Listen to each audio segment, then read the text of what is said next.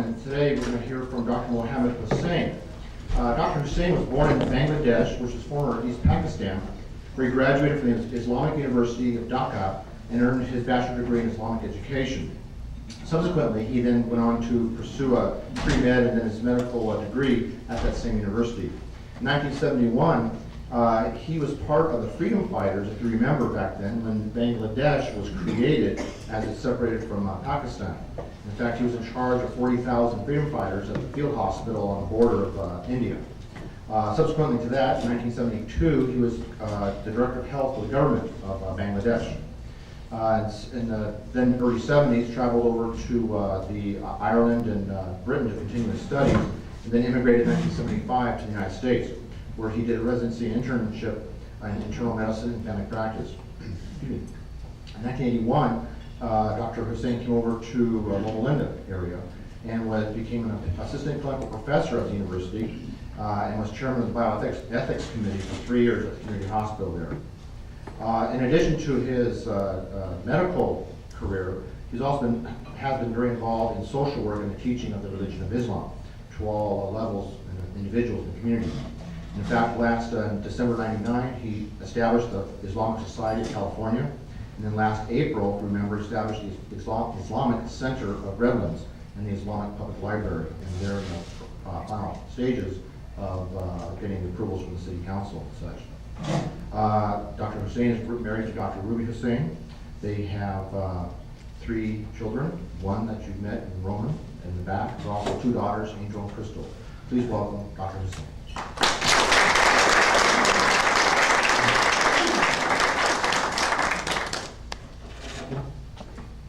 Thank you very much. Bismillahir Rahmanir Rahim. Assalamu alaikum. And thank you for inviting me to discuss about Islam. And it's a pleasure to be here with this Rotary Club today. And I had another conference with another Rotary Club in San Marino a few months ago. And I found the people of the Rotary Club, the organization, is very decent and highly professionally motivated with all the activities and the disciplines. God said in the Quran that group of people, you get together and invite other peoples and discuss about the righteousness and the good deed in the world. And so that way the other people is going to know. So you are doing the righteous thing at this minute, and whoever come here and join, everybody got a reward for their coming and participating in it, because we are participating in good deed.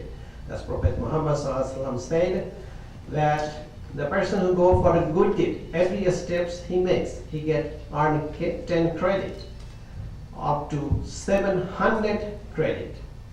And we don't walk, we ride in a car, so it will be equivalent to for turn of wheel.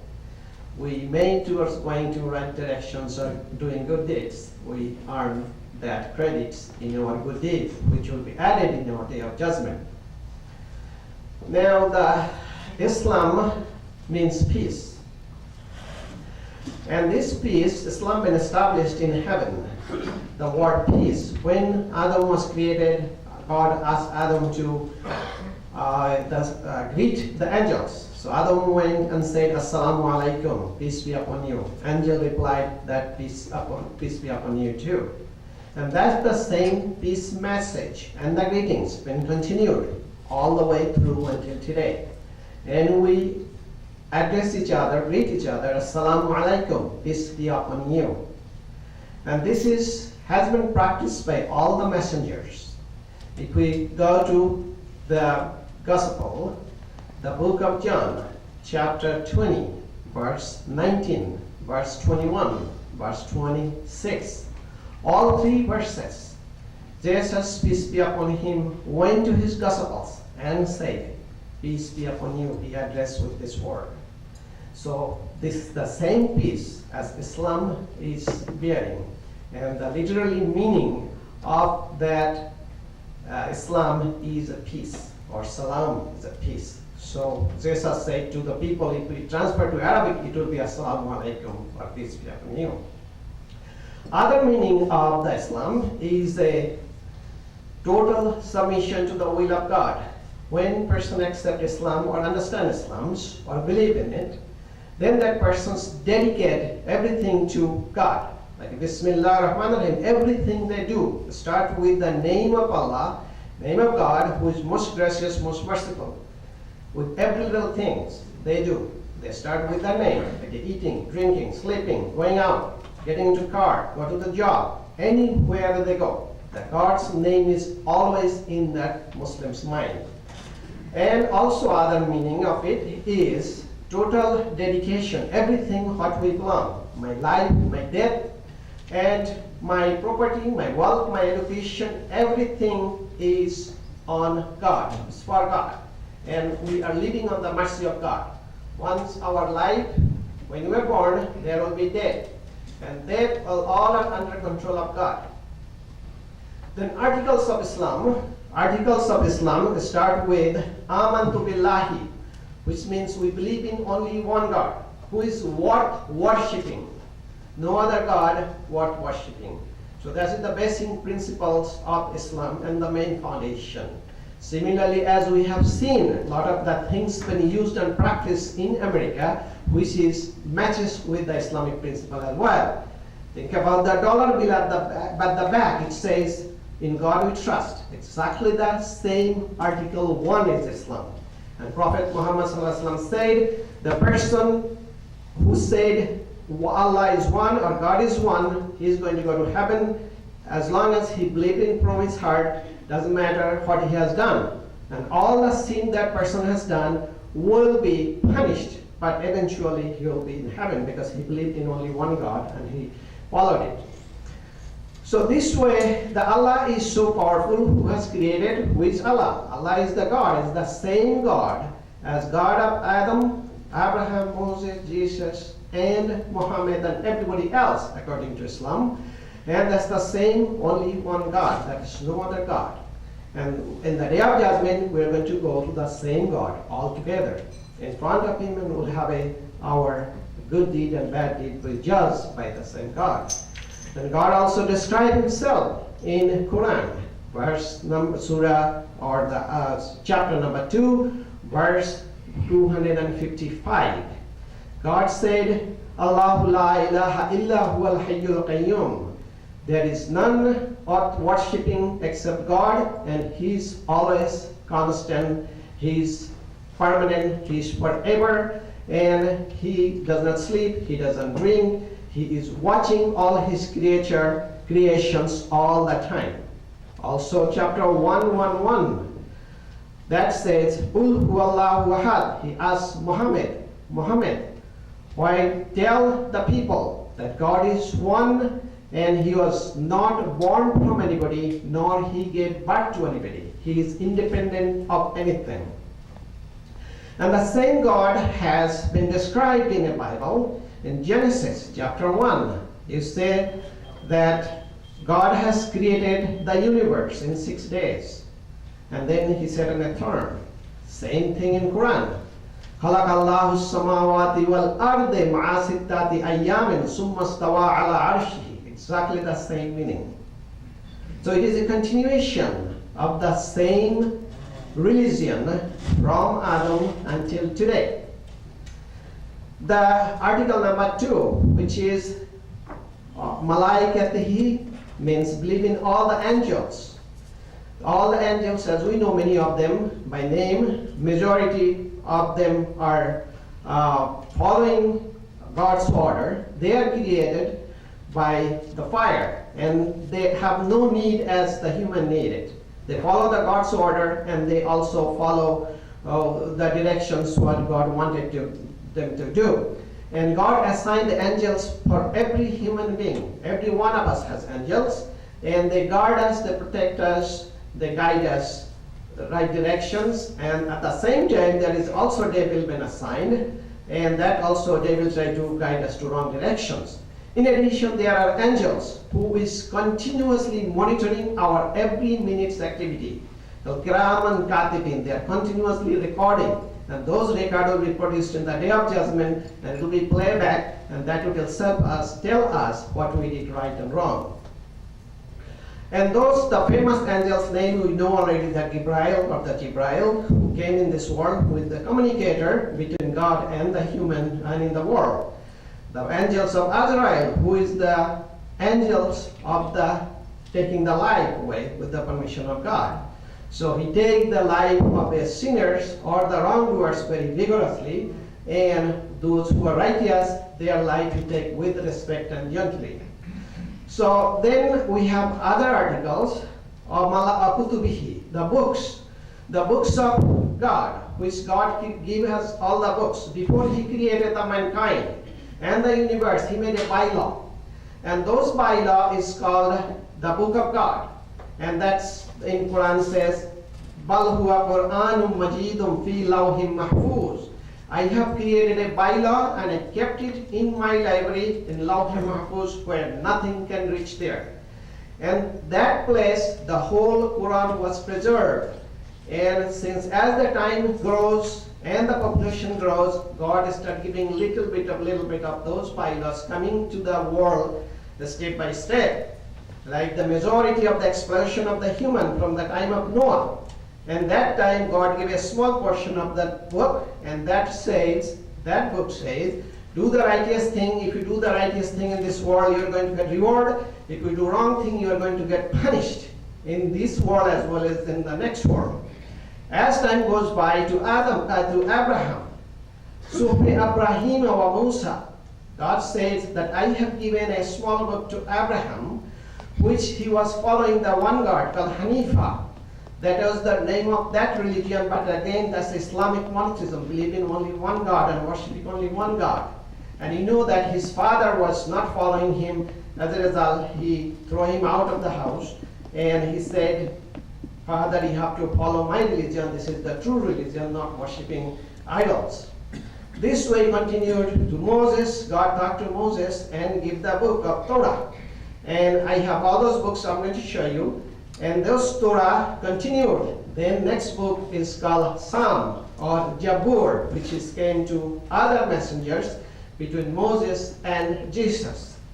And to Jesus came the Injil, which is called the Gospel, and the Muhammad, the Quran. But those are the all same continuation of the same book. And you can see those Quran, the Old Testament has about 39 chapters, which is two books, one Torah and another was a Psalm. And the New Testament, the Gospel, has about 27 chapters, and Quran make that equivalent to a chapter instead of different books. So they condense it like that. And then they come out total about 66 chapters. And Quran has 114 chapters.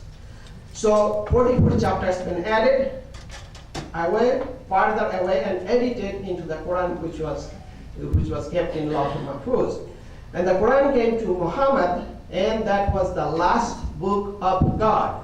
And if we read Quran, then we have all three books condensed into the Quran. That's whole Bible, Old and New Testament is already inside the Quran. So Quran give you overview of the back history. They reduced and condensed all the history, all the stories into shorter, and give more and more order, more and more recommendations, more and more tougher law. Because God knew in this world there will be people, a lot of people will be violating the laws, and number of people is increased. As a result, God has given the whole book of bylaws to Muhammad, and it didn't came one day. It came through 23 years in his life. Little by little, step by step, it came, and finally it's been composed. And that Quran has been composed and been memorized by that time. Still, we have young kids, as youngest as 10 years old, memorize the whole Quran. They have a school of memorizing Quran. So it is not unusual that people that remember those Quran at that time and that it's been composed in a book form. What are the other books in Islam? Then in addition to the Quran, which is the God's book, and the God, every word is a God's word. And no other people, human, could produce any of the verses like that. It's so complex. Many people challenge it. And God said that I am going to protect it. Inni lahafizun. I send the Quran, it's an original form, and its Arabic form is still its original form, so no change. In comparison to other books like a Hadith, which is the spoken language of Muhammad, and the human language, you can see the differences. If anyone know how to read Arabic, then read the Quran and read the Hadith, you'll see a lot of differences, which is Hadith is human language, Quran is the language of Allah or God. And they don't contradict. Whichever is silent in the Quran, that has been explained in Hadith by Prophet Muhammad sallallahu alaihi wasallam. And there were about 700,000 hadiths been described by Prophet Muhammad sallallahu alaihi wasallam. And he was illiterate, but God taught him through Jibril, and he became educated after that. And those 23 years time, he said everything, whatever for the good for the mankind. What is good, what is bad, and all detailed description is given in that hadith, and all been composed. And there are scholars who selected out of those 700,000 to 7,000 to 8,000 hadiths, and they form in different books. And those are different scholars which they compose, they call sehaseta, the true or the authentic hadiths. There is no controversy, and many of them have been shared together, those things. And those are the books of Al-Bukhari, Muslim, Ibn Majah, Tirmidhi, Abu Dawud, and Nisai. Those are the 6 solid hadiths. Their volume is like that big, and there will about 40 volumes of that.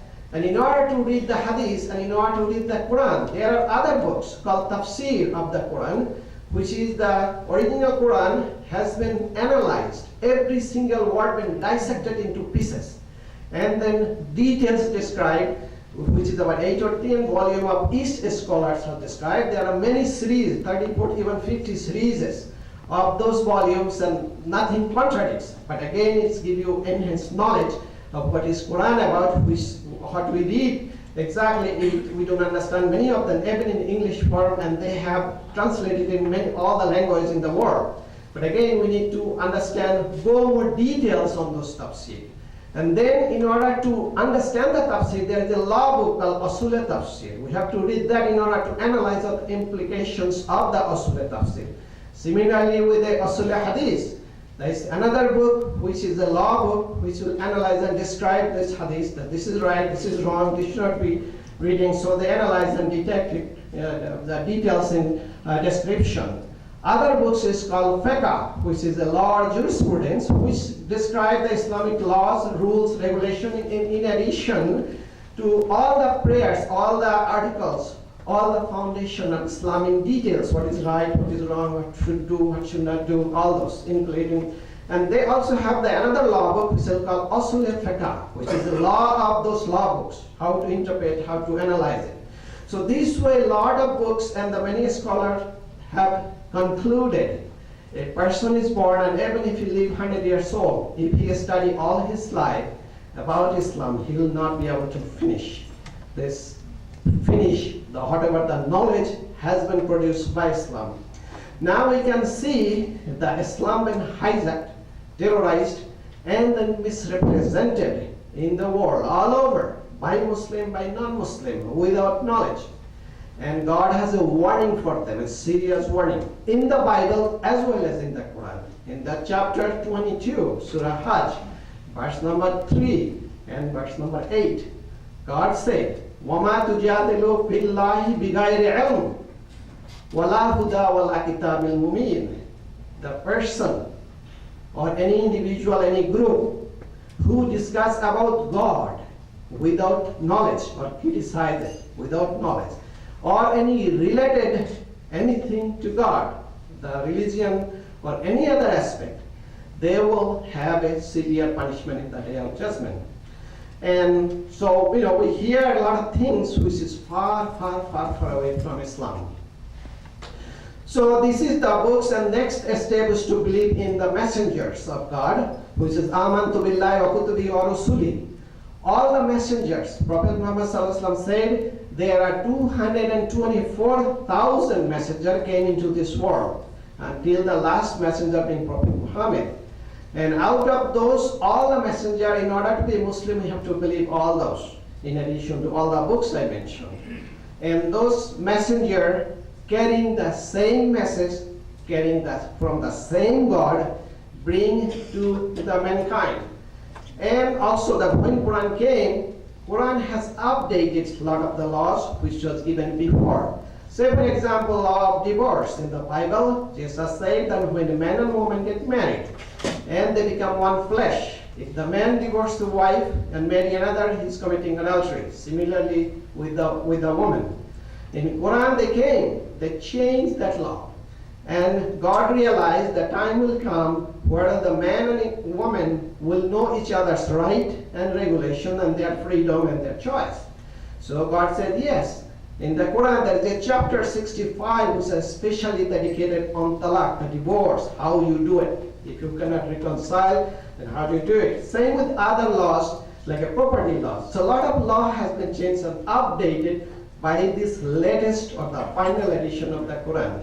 And those messengers came. As a Muslim, we have to believe all of those messengers. Namely, the major one which has been renounced in the Quran many times, like Noah, Abraham, Moses, Jesus, and David, and Solomon, and many others. All of them we have to believe in order, because God says, I send them. They are from me. And you have to follow all of them. Next article is Warusri wal Yawmil Akhiri. There is a day of judgment is going to, there is the last day which is going to come. This world is going to come to an end. We need to believe on that. And then al qabdi al khairihi means whatever our fate, every daily to daily basis, whatever bad thing comes, good thing comes, it comes from God. God is the one designer of our fate and fortunes, our daily life. And then last thing is that we are going to wake up al-badi basal maut. God is going to wake us on the day of judgment from our grave. And that day we are going to face, which is the day of resurrection. And that day we are going to be judged of our good deeds or bad deeds what we have done. Next item is your pillars of Islam. What are the pillars of Islam? There is a Iman, or the Shahada, we call it. There are 5 pillars. Prophet Muhammad said, there are 5 pillars. Qala Rasulullah there are Banal Islam ala Khamsin. There are the 5 foundation of Islam. First one is the Iman, or the trust or belief. It's not only belief, articulate by mouth as well as the practice it. Many of the people will say, I'm a Muslim, but I don't practice it. So he could be far away from Islam. So all those 3 things has to be continuous in the person's mind. And in addition, what we said at the beginning, the total submission to God, that has to be present in order to stay as a Muslim. The next item is Salah, is a prayer. God ordered us the prayer 5 times. There was a prayer during Jesus' time, Moses' time, there was a 2 prayer. Sometimes there was a 1 prayer. God added to 5 for us, and those 5 pray during day and night, which is mandatory.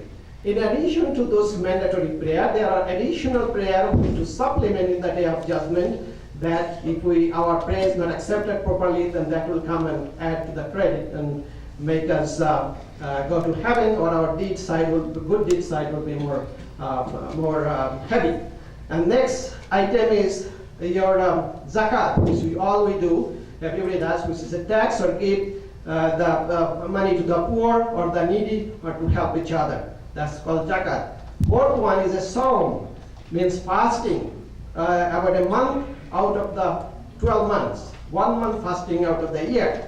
And the fasting begins from before sunrise until sunset. No food, no drink, no other sexual activity, no telling lie, and stay constantly, God keep in the mind, constantly in the people's mind. So the God is always with that persons. And that will teach us the discipline and many other things. And God said in the Quran, كُتِبَ عَلَيْكُمُ الصِّيَامَ كَمَا كُتِبَ عَلَيْكُم مِّن قَبْلِكُمْ لَعَلَّكُمْ تَتَّقُونَ. I have written I have given you the psalm, the fasting, as I have given you before. Means God has assigned those fasting before to time of Moses, time of Jesus, as we all know that Jesus was fasting for 40 days. And so these are the things, so nothing get strange or nothing overburdening for you, the God assured us. And then last thing is the Hajj, the pilgrims.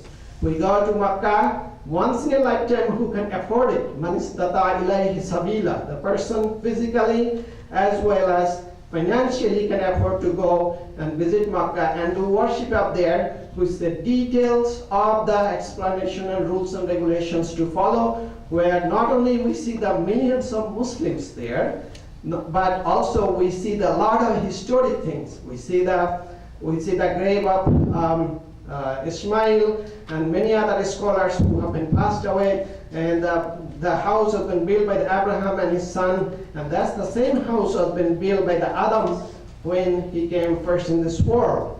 And then a lot of other places we can see like Arafat, a lot of other places like Hira, where the Muhammad received his revelation in the cave. And if you know the history of Islam, I'm sure we have a lot of interesting things to learn about that time. And the Gabriel came to him and he was scared. He didn't know nothing about it. So those caves and those all landmarks are still there. And not only that, we share the people of the whole world. And God said that I have created you from one man and a woman. Then I multiply. You become the nations and the tribes. And so that you come to know each other.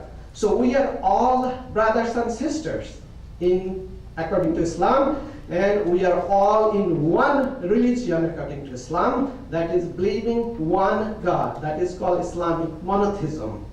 And that is the teaching of the basic teaching of Islam. And if somebody, now the politics in Islam, which is just confusing us at this time, if anyone want to see the good section of Muslim, then they can turn on those new video they have done by the CNN on the Hajj, which is about a couple hours taping. They did it, and then that will show you the more than 2 million of people doing the Hajj together, all from all different countries, different culture, different language, but they are still doing together, and they are good work. And that way we can see a good section of Muslim.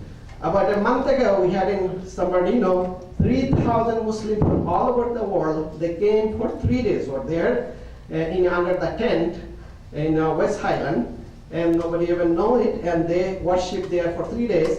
Even the Sharif department, they said, I never see something like that. There was not even a noise, no shout, no nothing. So those are the section of Muslim, that's what they're supposed to do. And always see the terrorism and all other things, the misrepresentation of Islam, which is far, far away from Islam, which is done by only limited section of people, politically motivated, or their ulterior motive. So that's all they are doing it, but they cannot stop it, because God said, I'll be responsible, and Islam is going to go to every single house, because that means they are worshiping me, they're recognizing me. Thank you very much. And we like to have any questions, anything, I'll be happy to answer.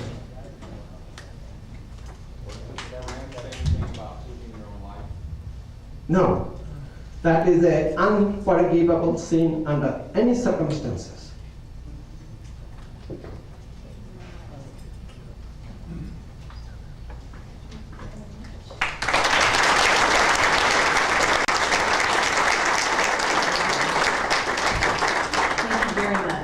Very informative, and it sounds like the Quran obviously has made a big change in your religion. Likewise, as a speaker here, we would like to present a book to this Redlands School District in your name. The name of it, 9 Parts of Desire, and that's for you to display in your office. Thank you very much for this, and also we have something to present you. I'll ask Mr. Muhammad to come over and present a book of the Quran for the library or this Rotary Club only, and you can use that as a reference. And in the future, when we're going to have our Islamic public library, you are all welcome. Also, we're going to have a groundbreaking ceremony soon, and you are welcome. We'll be inviting you too. And we have a little T-shirt, which is also on the name of our Islamic Center, and that has a verse up front written, which showed that we believe in all prophets and messengers. All are equal to us. It's like a tooth of a comb. All are equal. I mean, the people has a hatred and a lot of other things. Once we die, we are all equal. When we go in front of God, we'll be all like this sitting. And people will not have a time to think where he come from and what he's doing. And so, we need to God warn them, remember that day. So now I like to ask him that's in the box. So of course it's a Robinson May box, but it's not that the right box.